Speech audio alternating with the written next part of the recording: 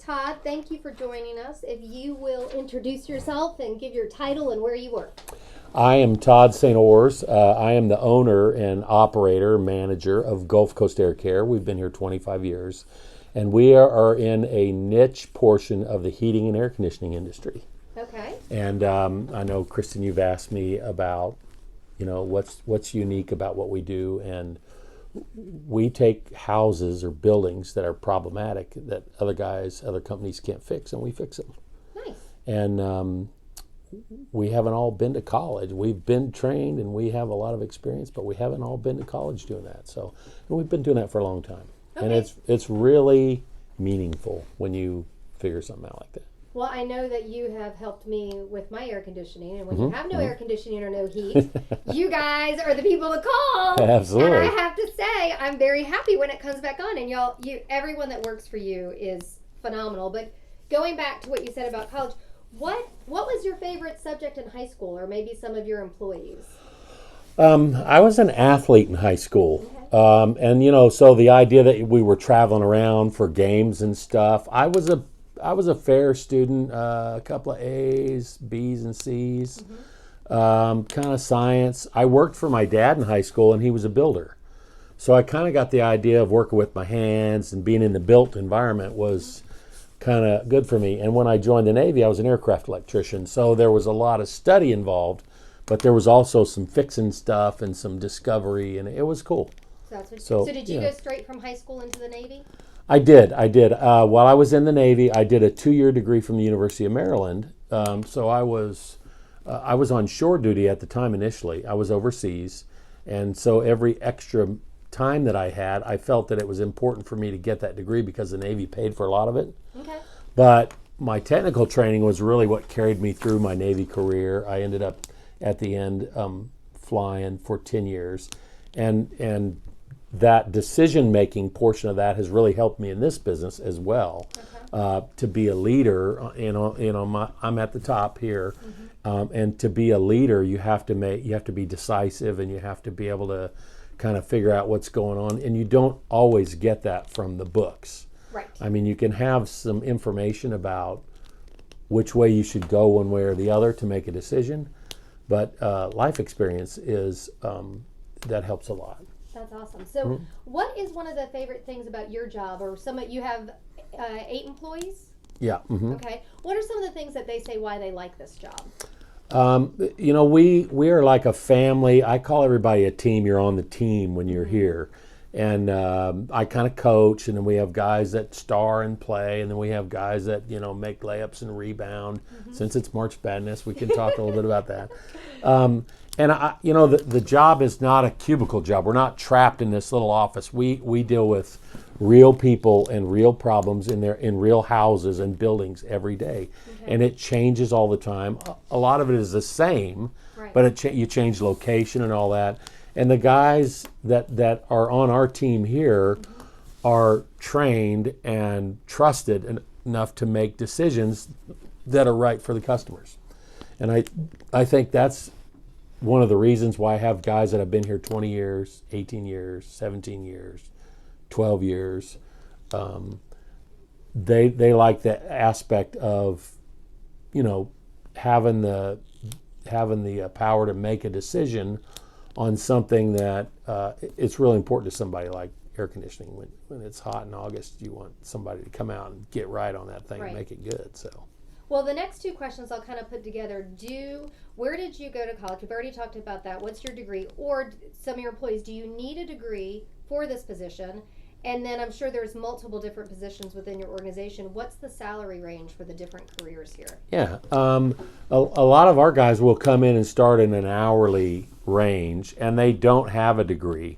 There are certifications and there are training that you can do. HVAC training is one thing. We take a lot of our guys and start teaching them about air conditioning, duct design, how thermodynamics and how isometrics works in the field of air conditioning. That's the theory behind it. You don't necessarily need a degree. I have one guy, my general manager, has a microbiology degree from UWF. And I think early on he thought that, oh yeah, I'm going to use this every day. And the theory behind some of that, it works.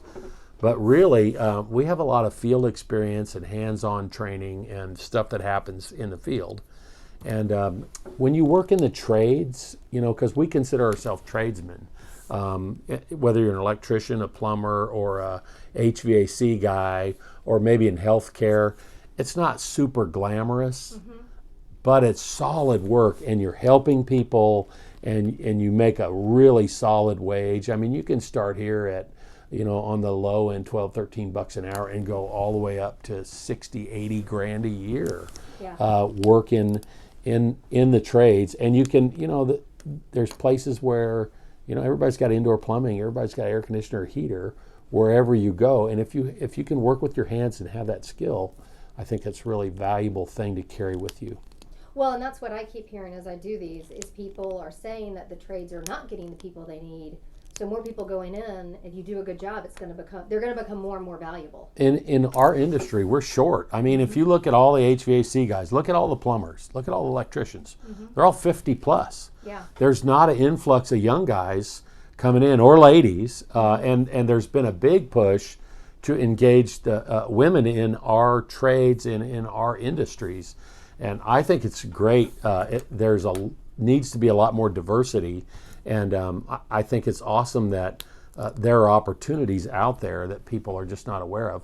Right. But you go down that traditional college path, you can end up with $40,000 or $50,000 in debt, and you go down the tradesman's path. Yeah, you're going to have to pay for some of your training, but you have a skill that's applicable wherever you go. You don't have to retrain for anything after you get your degree. Right. And I know right now there's a scholarship in the state of Florida that if you have 30 hours and graduate with, there's 2 classes you have to take, which is usually in your career academies. Right. You can get 75% of your 2-year or trade school paid for. Right. Doesn't matter your GPA. So there's a lot of opportunity out there. And there are company owners like me who are in the trades who are willing to help pay for education to get you in here so that you have a basic skill that we can work with. But you still need to know which end of the screwdriver to pick up, obviously. So working with your hands is a plus for us. But, there are people that, because we're so short-handed in our industry, you find people that will pay, for the education and for a short commitment, to work. And then you're learning such great skills. So there's other paths if you're not sure what you want to do. Oh, absolutely, yeah. So what, if they're thinking, they're like, all right, this is sounding kind of good, what do people find difficult about your job? There are some physical challenges working in HVAC. All the problems that we find are in the attic. And we don't get those calls until everybody gets a $600 power bill in the middle of July or August. So there's some physical challenge with working with the heat, working in tight places. But, as far as you're going to see a diverse amount of a diverse number of jobs and applications on how we do our work. Commercial buildings, institutional buildings, residential buildings, apartment buildings, healthcare places, and stuff like that. So, you never know exactly what you're going to be handling, but you have a skill set to be able to handle anything. And, there's some, when you're working outside in Florida in the summertime, it can be a little bit of a challenge. But it can be very rewarding when you have, a poor little old lady who doesn't have air conditioning, and then you show up there and save the day. And that's one of the things that's really, really meaningful to me and the guys on my team. It's just awesome. So that's why I would say, what would be a normal day? We start here in the morning, and we get our schedule, and we dispatch. This is kind of our dispatch office. This place is crazy, but we dispatch out of here, and you go around from job to job to job. And my guys, depending on our workload, they finish early afternoon. Sometimes we work overnights. Occasionally we work 1 to 2 Saturdays during the month.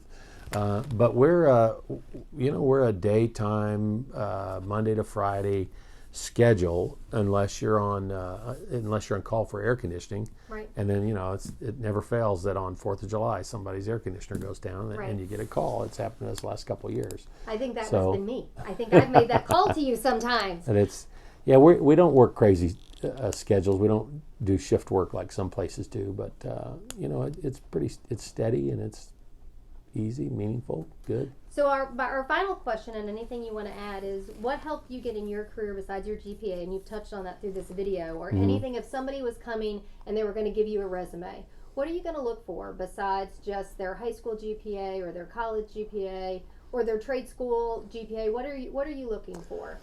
We want to have somebody who can respond to a question with a human interaction with a person that's got a problem. So problem solving is helpful. You talk about, well, the math people are really good at solving problems. If math is your strength, that's because you're a problem solver. Right. And so I want to see somebody who's maybe got mechanical experience. A lot of our stuff is digital, so you need to understand how some of the computer programs function and all that kind of. There's nobody who's young these days that doesn't know how to work some sort of software program. And, just a willingness to try is one of the things that, and, we have an interview process that we do 2 or 3 or 4 steps. And so we can figure out if you have a willingness to try and if you're really being honest about how you would handle a situation where it requires decisiveness and honesty. Because oftentimes you're talking to a customer that doesn't really understand what you're working on or what you're fixing, and you have to relate to them and be honest about what's going on. So, and that's what we can see that in an interview and in the experience that you have and just talking with people. But I love the fact that we're in the trades. We help people every day, real people with real issues, and I think my guys the testament that they've been here for that long, so many of them, it's meaningful for them as well. That's awesome. Todd, thank you so much. We Yes. appreciate you. Hey, supporting Chain Reaction. My kids have all been through Chain Reaction, and we love what you do. So pay attention to whatever Kristen's telling y'all. Oh, I love it. Okay, thank you.